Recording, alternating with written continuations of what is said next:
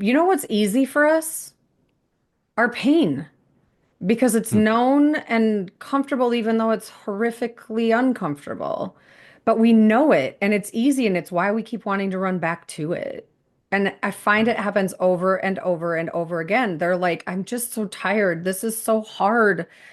And then when you start doing the work, you're like, oh my gosh, this is so hard. It's easier back there. Hmm.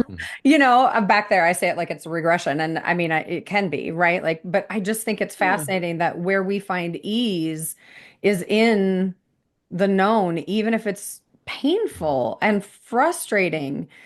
And then when we start to really dive in and do the work, we realize that it's so hard and maybe just as hard as the pain, but there's not the ease that comes with it in the moment, like in the moment where you're actively doing the work and stepping out of the muck into like the transformation, which then you do, there is like a space that happens that you do feel an ease where you're like, oh, well, there's an experience I've never had before in my life. That's a beautiful thing. How do I get more of that? But until you even get a hint of that, and even after you get a hint of that, it still feels much easier. It takes much less energy to just sit. I mean, is what we tell ourselves is to just sit in what we know.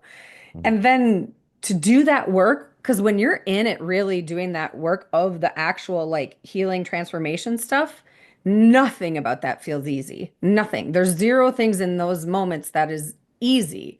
And so we want to go, we cling to that, like, I just don't want to suffer for a hot second. But then that sucks you back, and then it takes more energy to get back to that place of, oh, wait, I was here doing the work where it was really uncomfortable and there was no ease. You know what I mean? It's just, I find that all fascinating.